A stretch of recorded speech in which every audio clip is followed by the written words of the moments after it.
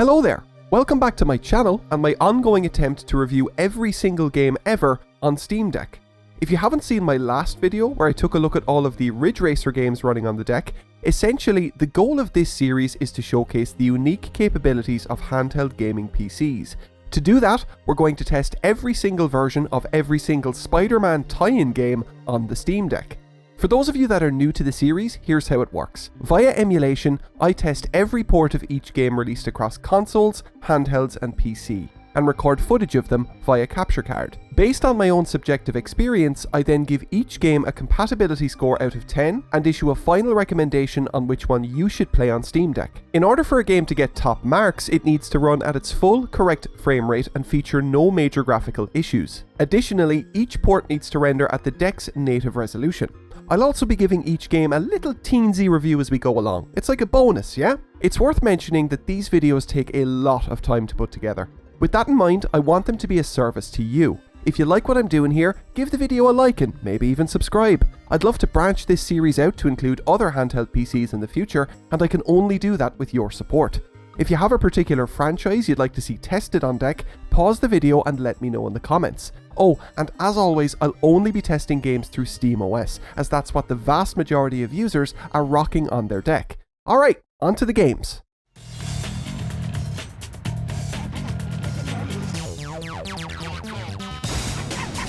Prior to the release of Sam Raimi's Spider-Man in 2002, superhero movies had a bit of a stink. A decade earlier, Batman and Batman Returns had made decent inroads toward legitimizing the genre, but in the interim, the entire bracket had gone a bit off the rails. Spider-Man managed to remedy all of that by being a faithful, relevant and thoughtful adaptation of the source material. As was the trend at the time, a tie-in video game was an absolute guarantee. The task of developing that game fell on Treyarch, whereas publishing duties would be handled by Activision. The story behind the game's development is an interesting one. The game was intended to be a port of Spider-Man for the PS1, an unrelated albeit excellent title that had been released 2 years prior. At the 11th hour, Spider-Man was retooled into a tie-in game for the new movie, and as a 10-year-old I played this game for months.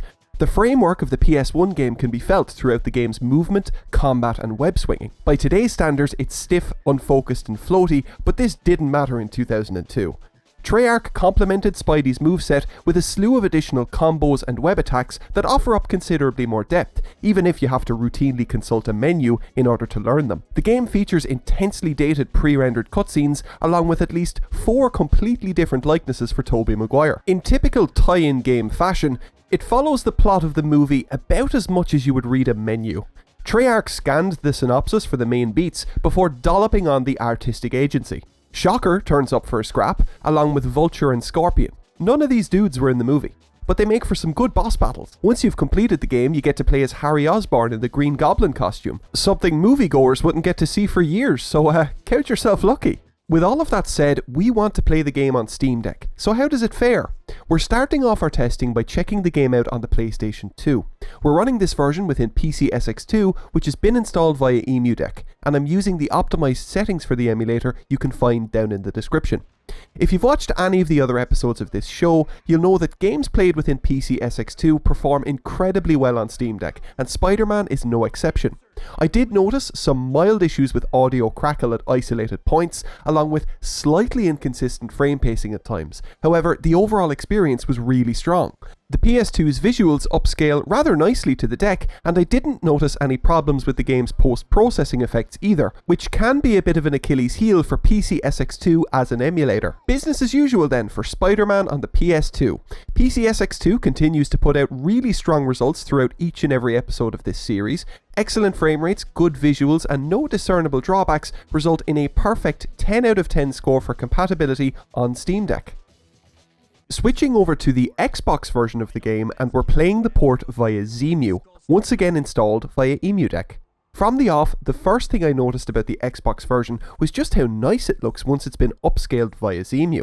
This version of the game is incredibly crisp, but it still incorporates a lot of the pleasant, soft environmental lighting effects present in the PS2 game. Unfortunately, the Xbox version of Spider-Man on deck suffers when it comes to performance, at least when you use the default settings down in the description. It's important to highlight that this game uses a quasi-double buffered VSync solution, and certain scenes will tank the game's performance on real hardware from 60 down to 30 frames per second. These drops are present on deck, however, they're accompanied by additional sluggishness that wasn't present on the Xbox. We can remedy this a little bit by dropping the deck's GPU clock from 1200 MHz down to 800 or 900 MHz. It's definitely playable, but the gains only go so far, and Spider-Man never seems capable of holding a full 60 FPS. Appealing visuals and flawless audio score some serious points for Spider-Man's Xbox port on deck. However, the performance issues that plagued my time with this port can't go unaccounted for. Spider-Man on Xbox scores a compatibility rating of 8 out of 10 on Steam Deck. Topping off Spider-Man's set of home console ports, we've got the GameCube version of the game running in Dolphin. And you know what? I genuinely don't have the energy for another tirade. I've spent a lot of time on this show lamenting Dolphin's poor compatibility on deck, and the situation with Spider-Man is no different. Now, let me be clear. Spider-Man's frame rate within Dolphin is good. Great, in fact. If you remove Dolphin's frame cap, then the game will happily run at well over 100 FPS. It's Dolphin's shoddy frame pacing that impairs the experience on the whole. As is the case with practically every other GameCube game I've tested for this show, every 15 to 20 seconds, your lovely smooth frame times are punctuated with intense juddering. This makes the game look as though it's running at half the frame rate, even though it isn't, and it often affects audio playback too, resulting in plenty of crackles and pops. If this issue wasn't present, nearly every game I've tested within Dolphin, including Spider-Man, would score a perfect compatibility rating on the show. As it stands, however, I can't fully recommend playing the GameCube version of the game on deck. Spider-Man's Cube port scores an 8 out of 10 for compatibility on Steam Deck. Did you know that Spider-Man also got a port to the PC? I spent a frankly silly amount of time trying to get this game up and running on the deck. I thought I'd be clever and install the game on my Windows machine, copy the installed files over to the Steam Deck, and then add the game manually via Lutris. This didn't work, because the game uses its second disk as DRM, meaning it needs to be present and in your disk drive in order for the game to run. I couldn't find a way to perpetually mount a disk within a Lutris prefix, so that stopped me dead in my tracks. Spider-Man, I hardly know him. My inability to get this port up and running in any way on the Steam Deck means that it gets a 0 out of 10 for compatibility. Sorry, Spidey. The best part about reviewing every port of a movie tie-in from the early 2000s is that there's bound to be a version for handheld consoles, and, well, you're looking at it.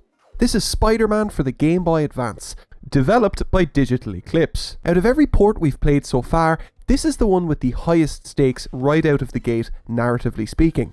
The moment you begin your side-scrolling adventure, you've got guys throwing petrol bombs at you, big dudes with shotguns, children and nuns to rescue from rooftops. It's a busy day for this particular vigilante. My favourite thing about this game is that it actually sounds as though Digital Eclipse actually recorded a man being beaten to death, and used those recordings as VO for the bad guys.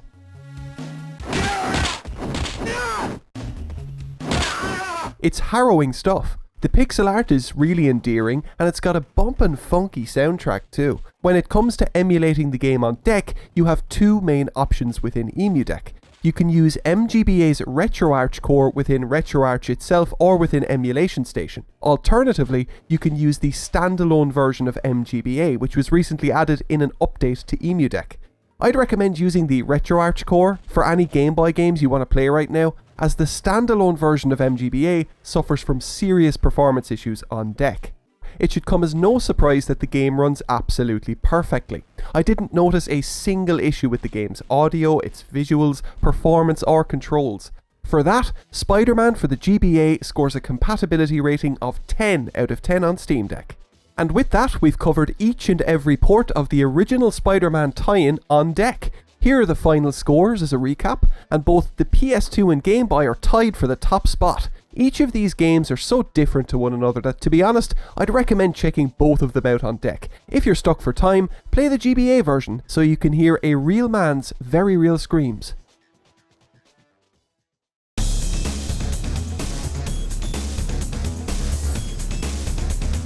Nothing could prepare us for Spider-Man 2. As we punched our way through Spider-Man 1's linear campaign throughout 2002, we had no idea that everything would change just 2 years later. In 2004, Treyarch gifted us with Spider-Man 2, upending the entire benchmark for superhero games in the process. Much like the movie it sat alongside, Spider-Man 2 took everything the first game did well and did it better. It also scrapped anything that felt out of place for a Spider-Man game. The first big shift was to make the game open world, offering up a constant stream of odd jobs to complete and crimes to undo in amongst the regular campaign. The other marquee feature to receive a makeover was web swinging, which I feel this game does better than literally any other Spider-Man game released since. Yes, even that one. The sense of speed and inertia you get when flinging yourself through the arc of a well-timed swing is equal parts thrilling and compulsive. Outside of these changes, the game still retains the off-kilter weirdness that made every other good Spider-Man game a classic. Bruce Campbell narrates all of the tutorials because reasons. The game is filled with non-canon diversions and minigames that they don't even bother contextualizing within the story.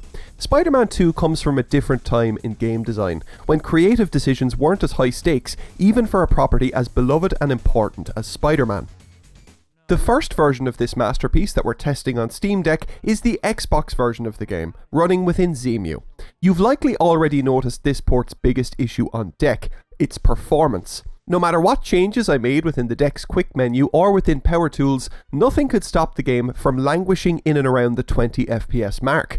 This puts a great big barrier between you and the action on screen. Everything from web swinging to combat to interacting with tokens in the world was a laborious slog. It's a dang shame too, as the Xbox port of Spider-Man 2 is probably the best looking version of the game, and those visuals are recreated and upscaled extremely well on deck.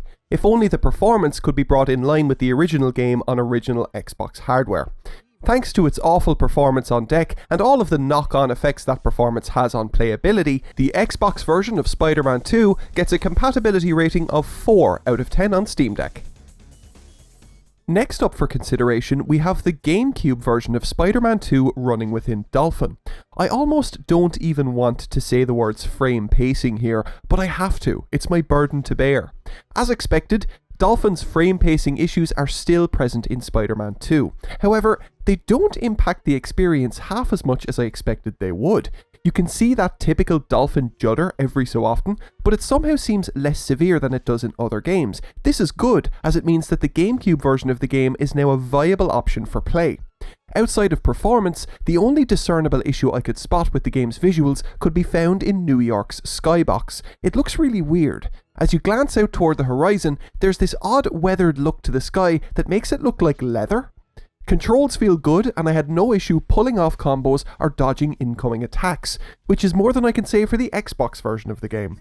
It's a relief to finally say that a DOLPHIN game runs okay on Steam Deck. Thanks to its not too severe frame pacing foibles, good audio, decent visuals and tight controls, the DOLPHIN version of the game gets a compatibility rating of 9 out of 10 on Steam Deck. Shocker! Shifting our attention over to the PS2 version of the game running within PCSX2, and we get a decidedly more mixed experience than we did with the PS2 port of the first Spider-Man game. Performance is hit or miss, with the frame rate nosediving seemingly at random. When it comes to visuals, even when the game is upscaled to the deck's native resolution, it still looks significantly more aliased than the other two home console ports, which is a bit of a disappointment. Additionally, a lot of the game's post-processing effects are essentially broken within PCSX2. Whenever a character intersects with a shadowed area of scenery, they're basked in a holy glow, which is a bit of a distraction. You can see it around Spider-Man in the on-screen footage. Ultimately then, the PS2 port of Spider-Man 2 is a bit of a wet noodle on Steam Deck. The game's erratic performance and visual glitchery on the deck knock the port down in the rankings by a couple of notches. This version of the game gets a compatibility rating of 6 out of 10 on Steam Deck. Splitting off from the home console ports, we venture into the realm of the handheld with Spider-Man 2's GBA version heading up the pack. This entry was once again developed by Digital Eclipse, who handled the first Spider-Man game on GBA. Whilst they didn't include any live leak audio this time around, I would personally like to thank whoever signed off on Spider-Man making this sound every time you do anything in-game. This decision made my time with Spider-Man 2 very fun and not at all traumatic. Thankfully, the devs did decide to pull the camera back a bit for this game and give you a better view of the action. Despite that, the controls feel oddly stiff this time around. Navigating the world is a chore, and engaging in combat is like playing rock paper scissors against an industrial food processor. You want to know about the game's compatibility on deck? It's a GBA game, what do you expect? I'm running the game through MGBA's RetroArch core, and the emulation is just about flawless. I encountered no performance dips, no visual bugs, and the audio was as perfect as it was on the GBA. Thanks to all of that, the game scores a compatibility rating of 10 out of 10 on Steam Deck. Now for a little detour, where we'll touch upon a version of Spider-Man 2 that we sadly cannot emulate on the deck. That's right folks, our good friend the Nokia N-Gage is back on scene, with its very own version of Spider-Man 2. This game is a bit of an anomaly. Essentially, it looks like a rework of Digital Eclipse's first Spider-Man game on the GBA, with bespoke and slightly worse looking graphics. To capitalise on the N-Gage's dodgy 3D capabilities, these awful looking web swinging sections were included to spice up proceedings a little. IGN called this version of the game an unfortunate underachiever back in 2004, yet still scored the game with a 7.1. Go figure. Owing to the fact that we have no way of playing the N-Gage port on deck, it receives a compatibility rating of 0 out of 10. To call the PSP version of Spider-Man 2 a low-stakes product would be a huge disservice to the game Vicarious Visions built. I mean, sure, it launched almost a year after the home console ports, and it lacks the open-world framework of those versions. Additionally, it reuses content from the first Spider-Man game in very obvious ways. Nevertheless, this oddball PSP spin-off is definitely still worth a play. Spider-Man 2's PSP version is testament to how much of a tonal imprint developers could leave on games of this era. The last impression I expected this game to leave on me was that it is genuinely quite funny, but that's exactly how it left me feeling. The dialogue is honestly brilliant, the delivery in particular. We gotta get out of here, fast! We'll be able to buy lots of explosives with this, though. You shouldn't count your explosives till they go off. It reminds me of Spider-Man's goofier comic book runs, in that it doesn't take itself seriously at all. In terms of its gameplay, Spider-Man 2 on PSP is a linear, light and breezy action game that doesn't try too hard to reinvent the wheel. It feels very much aligned with the older Spider-Man games for the PS1 in that regard. As for its compatibility on Steam Deck, PPSSPP does a relatively good job of preserving the game's look and feel. Performance is mostly solid, apart from some wonky frame pacing at points. Controls aren't fantastic, but that's mostly the game's fault, and the visuals actually look quite good when upscaled to the deck's screen. Issuing our verdict, Spider-Man 2 on PSP scores a compatibility rating of 9 out of 10 on Steam Deck. Vicarious Visions were also responsible for dishing out the Nintendo DS version of Spider-Man 2, a game in which Spider-Man looks like this. Building off of the Game Boy Advance games, this title is naturally a side-scroller, and not a very good one. I'm sure the 3D visuals wowed many a child back in 2004, but by today's standards the game feels clunky, unresponsive and severely lacks both charm and depth. Testing this version out on deck, we're using Melon DS as configured within emudeck, and the emulation here is absolutely spot on. Performance is essentially a locked 60 FPS, frame pacing is very good for the most part, and the controls and audio are a match for original hardware. Oh, speaking of audio, get a load of this menu theme.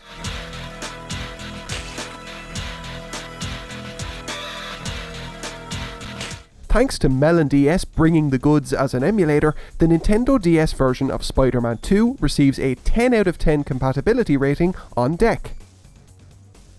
Believe it or not, Spider-Man 2 also made its way to the PC and Mac, courtesy of a developer called The Fizz Factor. How does their interpretation of Spider-Man 2 hold up 20 years later? Pretty bad. Instead of just porting the home console version, Fizz Factor built an entirely separate game that is clearly intended for young kids. Actually, I don't know if that's true. The gameplay almost entirely consists of WASD movement and context-sensitive clicking of the left mouse button, which leads me to believe, it's a kid's game. But then, it also has a bafflingly large amount of money and effort put into it. Tobey Maguire voices Spider-Man with bespoke dialogue specifically written and recorded for this game, and series veteran Bruce Campbell is back for tutorials that are unique to this port too. All of that can't have been cheap. Anyway, does the game run well on deck? Yes, however, it runs too well. This is a really old game for the PC, and anyone who has ever tried to install one of those without the help of a GOG installer will know how hard that can be. I used Lutris to get this game installed on deck, and thanks to its lack of controller support, I then had to build out an entirely new Steam input profile for the game. As for performance, the game runs between 100 and 400 FPS. No amount of fiddling with the Steam Deck's frame limiter or tearing options allowed me to cap the game's frame rate at 60.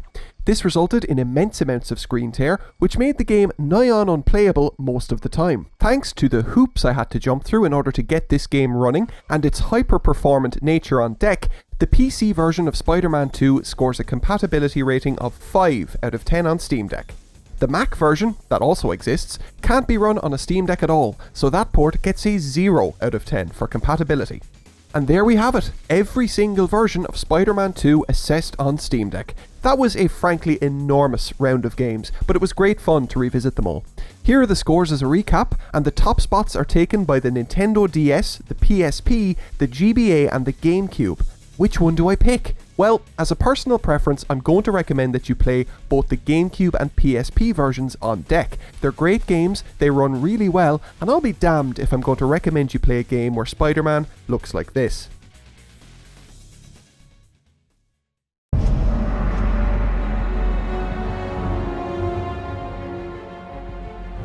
What a difference just a few short years can make. Spider-Man 2 had proven to be something of a cult success on home consoles, and there was definitely a subset of gamers that were heavily anticipating a follow-up. Once 2007 rolled around, we got that follow-up, with Spider-Man 3 releasing across all major platforms in tandem with its motion picture namesake. Much like that movie, more has been bitten off than can be chewed with this sequel.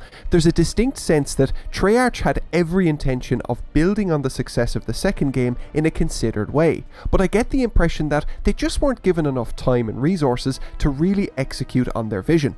The overall structure of the game is mostly the same as before. Treyarch have taken the third movie's narrative outline and packed it with additional villains, gangs, and extracurricular activities. In a certain sense, the game is almost a proto-Ubisoft adventure. You have a large map with distinct districts, mission icons, and side activities that you chip away at over time. All good so far, but the game falls significantly short of the mark in both its presentation and polish.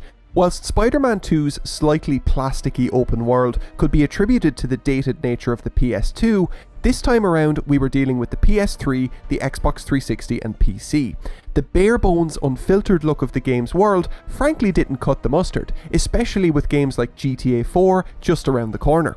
The game's camera is worthy of a deep dive in and of itself. The way it swoops and jolts around behind Spider-Man is genuinely nauseating. It turns web swinging, a highlight of the series, into an arduous test of your stomach's ability to retain its contents. As fascinating as it is to analyse this flawed follow-up to a cult classic, we've got a lot of versions to test, so let's get cracking. Kicking off our platform comparison on Steam Deck, we've got the Xbox 360 version of the game running via XENIA. Those of you who are familiar with the show will know that XENIA hasn't exactly fared well on deck during our testing. However, it is an experimental emulator that's running through PROTON. No native Linux build available here. Visually, the game actually renders correctly, which is impressive considering some of the shit shows we've witnessed within XENIA. Performance, however, well, I'm sure you've noticed that we're having some issues. Frame times jump around like crazy, and I got halfway through the tutorial before the music track in the background started skipping over itself. Once I tried to exit the first room of the game, the entire emulator locked up and I had to force quit out of it. Not the best start to our testing then. The Xbox 360 version of Spider-Man 3 scores a compatibility rating of 3 out of 10 on Steam Deck. Somersaulting into our next port, we have RPCS3 playing host to the PS3 version of the game. Right from the get-go, we get exclusive PS3 content in the form of a mandatory hard drive install of the game's data. Once that's done and we get, well, I mean, it's just a mess. Between RPCS3's incessant shader compilation stutter, the general low level of performance, and the Steam Deck's inability to meet the emulator's basic demands, we get an altogether awful rendition of this game on deck. The absolute best case scenario you can hope for with this port is the frame rate hovering around the 24 FPS mark, with popping audio as the icing on your cake. If you absolutely love being sad, play this version of the game on deck. The PS3 port scores a compatibility rating of 4 out of 10 on Steam Deck. Rounding out the trio of next-gen Spider-Man 3 ports, we have the PC version running via PROTON. It's nice to see the PC getting to enjoy a quote-unquote proper version of the game, even if it isn't very good to begin with. I installed Spider-Man 3 via Lutris, and instead of the game running too fast this time around, it actually runs too slow. This is one of those heinous PC titles that are hard capped at 30 frames per second, likely thanks to the game's internal logic being tied to that speed. Holding an uninterrupted 30 FPS on Steam Deck is out of the question most of the time, but performance isn't overwhelmingly bad. During the game's opening tutorial, frame times certainly pogo up and down, but once you're let loose in New York City, performance stabilizes substantially. The game does suffer from some visual glitches, mainly Z-fighting, where the characters and geometry flicker against whatever's directly behind or in front of them. As an aside, the game also has native controller support, which can be spotty with games from the 2000s, so that's something I do appreciate. TLDR then, Spider-Man 3 on PC is mostly okay. Visual glitches and unstable performance hold it back from earning full marks, but I'm happy to furnish the game with a compatibility score of 7 out of 10 on Steam Deck. With the shiny next-gen versions of the game out of the way, the next port of Spider-Man 3 we're taking a look at is the PS2 version, running within PCSX2. Now, you'd think that a PS2 game released in 2007 would look and play pretty poorly, right? Well, to be honest, you'd be wrong. Vicarious Visions were tasked with getting this version out the door, and they did a respectable job given the circumstances. For starters, the game runs at 60 FPS. None of the next-gen ports achieve that. This is thanks to the devs using their own engine, Vicarious Visions Alchemy, in order to develop the game. God bless the days before Unreal Engine and Unity completely ruled the roost.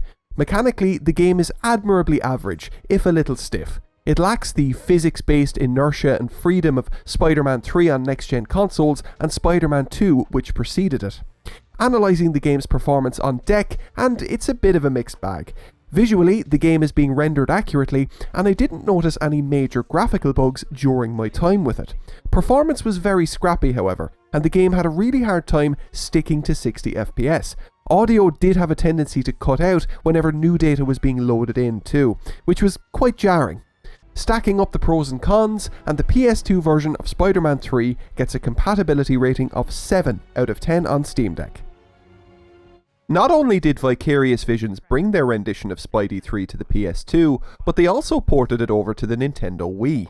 To run this port, we're using DOLPHIN, and it is a genuinely awful experience all around. The biggest barrier to entry here is the controls. This version of the game only supports the Wii Remote and Nunchuck, so actually controlling Spider-Man with a traditional pad layout is impossible. Beyond this, the game's performance is woefully poor on deck. Frame rates tumble whenever literally anything happens, and the game's audio has a really difficult time playing back correctly, opting instead to present itself as a crackling mess. Despite the fact that the Wii edition of Spider-Man 3 was largely considered to be the best last-gen port of the game, a decent experience is unattainable on Steam Deck. The Wii version of Spider-Man 3 scores a thematically relevant compatibility score of 3 out of 10. Vicarious Visions, are you crazy? 3 separate ports of Spider-Man 3? Are you trying to overwhelm me with the number 3? The PSP also saw a port of Spidey's last-gen outing, and first impressions are extremely strong. The game upscales very nicely to the deck's screen, the frame rate settles at a relatively smooth 60 FPS, and the audio, whilst low bitrate, doesn't feature any unwelcome artifacts. Play this port for a little while though, and this happens. Yep, it's the elusive PPSSPP blue screen of death. Sadly, this crash is inevitable within current versions of PPSSPP. The emulator's developer has scheduled a fix for this to coincide with version 1.16's launch. However, there's no ETA on that version as of yet. In light of this, Spider-Man 3 on PPSSPP gets a compatibility score of 2 out of 10 on Steam Deck. further proof that Vicarious Visions laugh maniacally whenever the word deadline is spoken, here's their attempt at a Nintendo DS version of Spider-Man 3. Graphically, this game is a considerable leap over the DS version of Spider-Man 2, and it actually looks quite good on the deck's display. Audio is good too, however, the game falls down when it comes to its control scheme, which eschews usage of the face buttons in favour of a convoluted touchscreen based swipe and tap combat system. I'm sure this would have been fine on an actual Nintendo DS. On the deck, however, it feels unresponsive and haphazard. Thanks to its bespoke control scheme, the game is effectively impossible to play on deck. For that, this port scores a webtastic 4 out of 10 for compatibility on deck. The final version of Spider-Man 3 that we get to enjoy, is that the right word? Either way, it's the GBA version, being played via MGBA's RetroArch core. The GBA gets yet another side-scrolling beat-em-up this time around, and you know, it's fine. The art isn't particularly interesting or good, and it was definitely intended for younger audiences, being a very late-gen GBA title.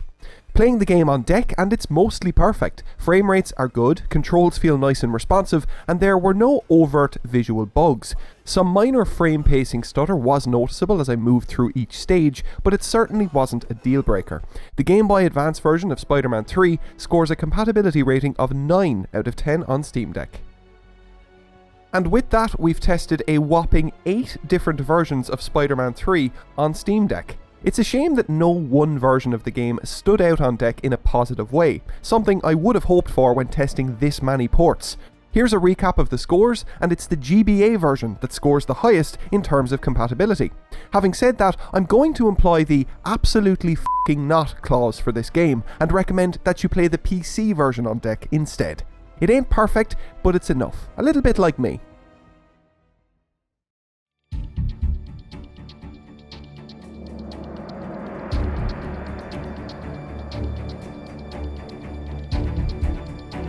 I was just as surprised as any of you that Spider-Man got rebooted, the first time, that is. Just 5 years after releasing Sam Raimi's Spider-Man 3, Sony saw fit to wipe the slate clean and start fresh. At the time, I wasn't on board at all. I loved Raimi's Spider-Man trilogy, and this new one just looked like an edgy offshoot that didn't resemble the comics. Revisiting the Amazing Spider-Man movie now though, and it's actually pretty good. The writing is decent, and even though Spider-Man is renowned for his relentless quipping, the movie manages to avoid being written like a Joss Whedon film, which would become the de facto Marvel blueprint. Anyway, this isn't Jeremy Jans, I'm here to talk about games. Despite Sony owning the movie rights to Spider-Man, the video game license remained with Activision for this run of films, and I'd imagine they were eager to replicate the success of the Raimi trilogy's set of tie-ins. Did they? Well, no. The Amazing Spider-Man released for every major platform in 2012 and received mixed reviews across the board. Now, I don't want to cast aspersions here or anything, but the marquee versions of The Amazing Spider-Man were developed by Beanox. Does that tell you anything? To be fair to the devs, the game looks great, really great in fact. It used a pretty sophisticated lighting model for the time, and this allowed the game to stand toe-to-toe with any of 2012's other third-party heavy hitters. Dee Brown, the head of Beanox, stated publicly that the team looked toward Rocksteady's Batman Arkham games for some inspiration, and yeah, that's putting it lightly. The game's combat is practically lifted from those games, with a 2-button strike and dodge system that doesn't feel anywhere near as refined as Rocksteady's titles. What about web swinging, I hear you say? Well, they fumbled it. Your web doesn't actually connect with the buildings around you, and the mechanic places a greater emphasis on looking cool than it does on feeling kinetic. The camera makes me feel queasy too. Let's test some ports, shall we? The first version we're jumping into is the PS3 port, being played via RPCS3. This emulator shrewdly demands far more cores and threads than the poor Steam Deck can provide in a lot of cases, so it's always a bit of a gamble as to whether or not the deck will cope. In this case, we're sadly in the realm of the underwhelming.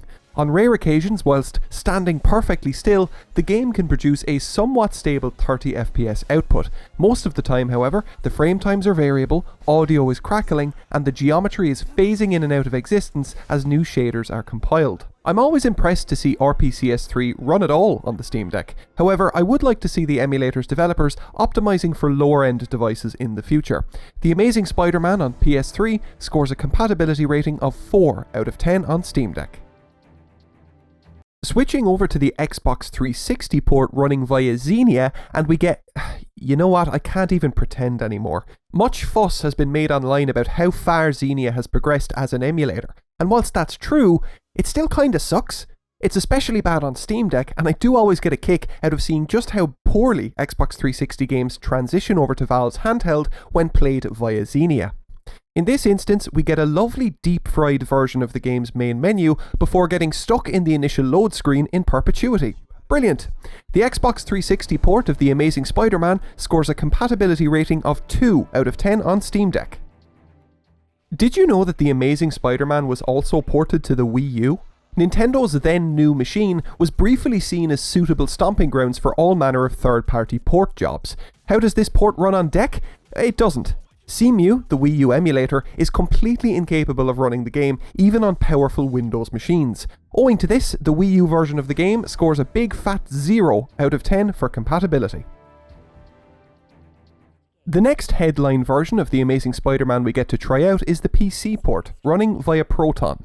Let me just say that getting this game up and running is an absolute nightmare. For starters, the game can't be purchased on any storefront, so you have to rely on other means to get a hold of it.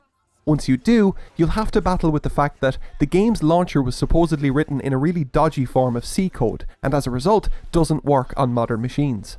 Now, this would be fine, only for the fact that the game's graphics settings can only be altered via the launcher.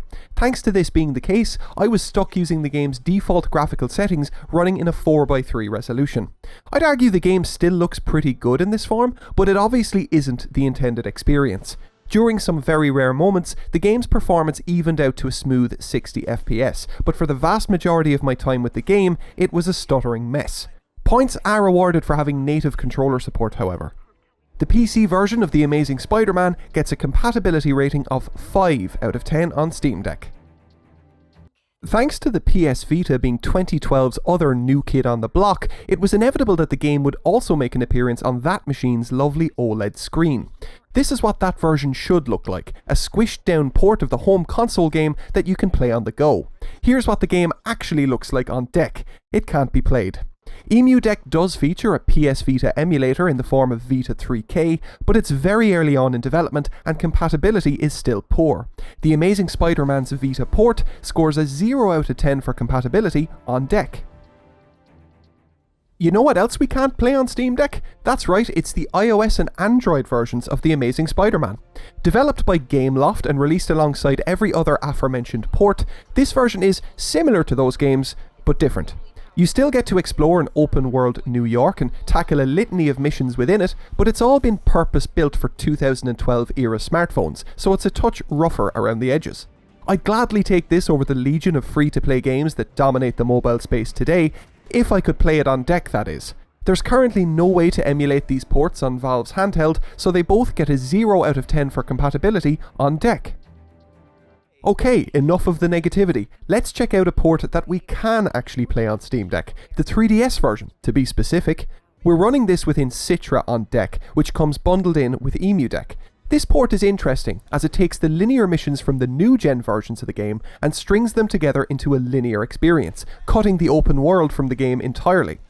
As for its performance on deck, it's okay. Frame times did have a tendency to jump around erratically, and the audio was popping and crackling a little more than I'd like to hear, but it was mostly fine. The only notable visual issue I spotted was the game's lighting, which occasionally caused the screen to flicker with a green hue. Taking the pros and cons into account, I'll hand The Amazing Spider-Man on 3DS a compatibility rating of 6 out of 10 on Steam Deck. The 3DS version of the game was also ported to the Wii, which might seem odd considering the console's age in 2012, but it makes more sense when you consider that the machine sold over 100 million units. With that in mind, a port of something like The Amazing Spider-Man was practically a given.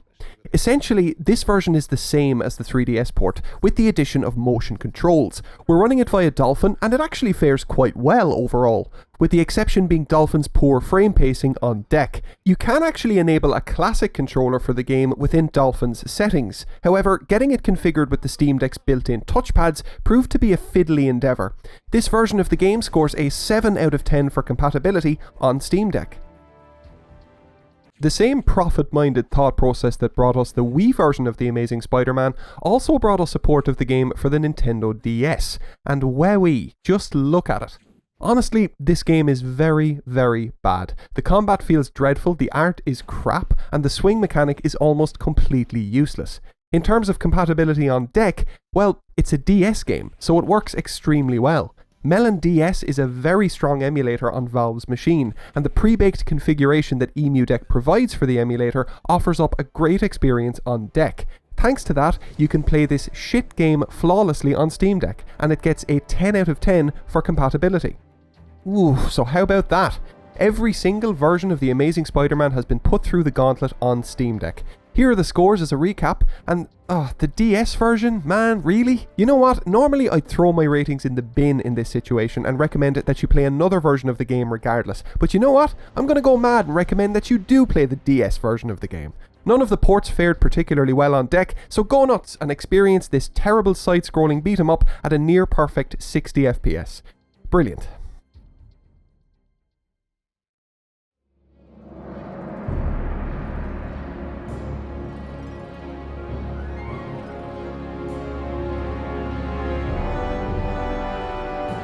The first Amazing Spider-Man movie received a fair bit of criticism for retreading old ground, telling Peter's origin story again, designing his suit, etc, etc. As a result, its sequel sought to shake things up a little and chart new territory, and it got absolutely panned, sporting a 51% critic score on Rotten Tomatoes. I actually liked the movie, and you know what? I also liked the game. Weirdly a lot. I never played The Amazing Spider-Man 2 back in the day, so this is all new to me. It plays like a more goofy, less saccharine version of Insomniac's Spider-Man game.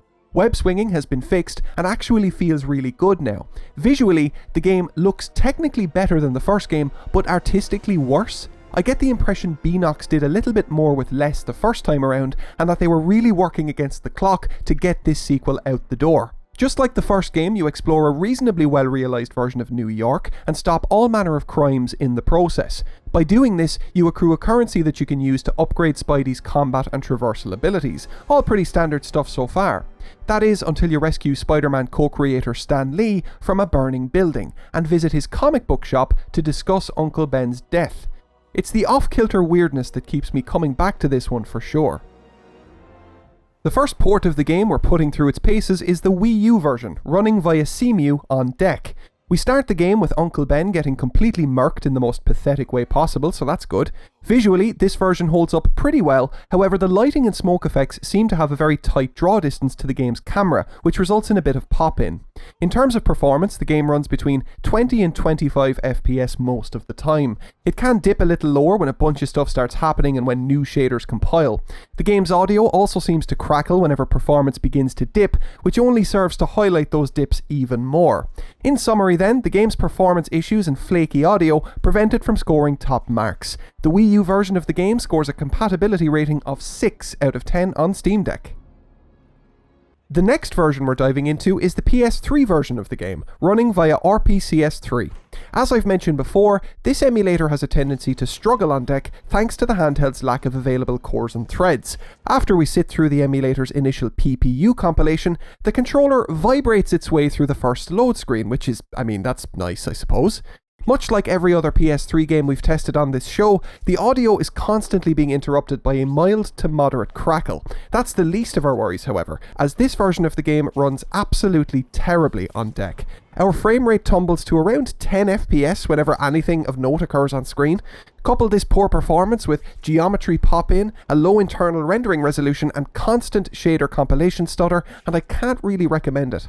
The PS3 version of The Amazing Spider-Man 2 scores a compatibility rating of 4 out of 10 on Steam Deck. Hey, want to see what the Xbox 360 version of the game looks like on deck? Are you sure? Well, here it is. Drink it all in. Once again, XENIA's patchy compatibility as an emulator feeds us a fever dream as opposed to a playable game. The Xbox 360 port of The Amazing Spider-Man 2 scores a compatibility rating of 1 out of 10 on deck. So, The Amazing Spider-Man 2 arrived in 2014, which meant that Beenox not only had to produce a compelling game for the PS3, the 360 and the Wii U, but they also had to contend with the newly launched Xbox One and PS4. I'd love to tell you that these ports are incredible, that they run beautifully, and that they include a secret mode where you kiss Gwen Stacy on her place. However, I can't, as there's no way to emulate these ports on Steam Deck. Both the Xbox One and PS4 ports of the game receive a compatibility score of 0 out of 10 on deck. Now, this is more like it. Here's the PC version of the game running via PROTON. I installed this port via Lutris and had an absolute task in getting the game to look as good as it can on deck. Like the first Amazing Spider-Man on PC, this game's launcher is broken on modern machines, which means that I needed to use a specially created third-party registry editor I found on GitHub to change the game's settings. Before I did this, the game ran at nearly 60 FPS, but it looked quite rough. After I hacked the mainframe, turned on VSync in game and bumped up the graphics settings, the game ran at a mostly locked 30 FPS with some noticeable stutter whenever shaders were being compiled.